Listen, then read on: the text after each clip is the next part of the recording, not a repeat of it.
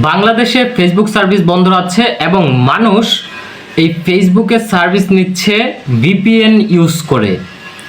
VPN যদি সঠিক নিয়মে ইউজ না করতে পারেন তাহলে বড় ধরনের একটা সমস্যার মধ্যে পড়ে যেতে পারেন।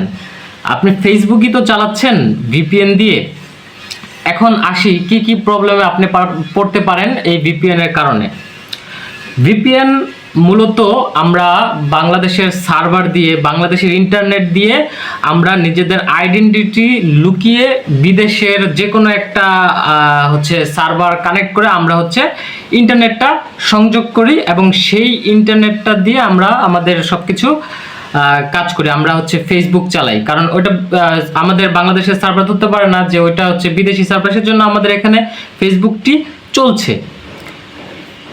আপনার ফেসবুক অ্যাকাউন্ট যে কোনো সময় ব্লক হয়ে যেতে পারে। কিভাবে ব্লক হবে আমি আপনাকে বলি। আপনি মনে করেন চালাচ্ছেন, আপনি যদি লগ আউট হয়ে যান সেই ক্ষেত্রে দেখা যাবে যে আপনার আইডেন্টিটি দেখা যাচ্ছে সিঙ্গাপুরে দেখাচ্ছে, ফ্রান্সে দেখাচ্ছে, আর এখানে ফেসবুক ভেবে নিবে যে আপনার অ্যাকাউন্টটি হ্যাক হয়েছে, তখন কিন্তু ফেসবুক অটোমেটিক আপনার অ্যাকাউন্টটি ব্লক করে দিবে।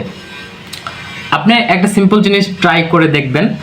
আপনি ভিপিএন অন করে ফেসবুক লগ ইন করতে গেলে লগ ইন করতে পারবেন না। আর আপনি যদি ভিপিএন চালু অবস্থায় লগ আউট করে ফেলেন তাহলে আপনার আইডিটি আপনি হারাবেন, আপনার প্রিয় আইডিটি আর রিকভার করতে পারবেন না। আর যদিও রিকভার করতে পারেন সেটা অনেক ঝামেলা পোহাতে হবে, ম্যাক্সিমাম টাইম রিকভার করা যায় না। এই জিনিসগুলো মাথায় অবশ্যই রাখতে হবে। যারা ফেসবুকে বিজনেস করেন, আপনাদের বড় বড় পেজ আছে, তারা তো ভুলেও ঢুকবেন না।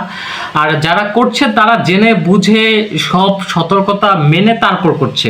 কিন্তু আপনি যদি না বুঝতে পারেন এই সব রিস্ক নেওয়ারই কোনো দরকার নেই। কিছুদিনের মধ্যেই ফেসবুক সচল হবে, সম্ভব আগামী 10 দিনের ভিতরেই ফেসবুকটা আবার সচল হয়ে যাবে। এই 10টা দিন আপনি ধৈর্য ধরে থাকুন।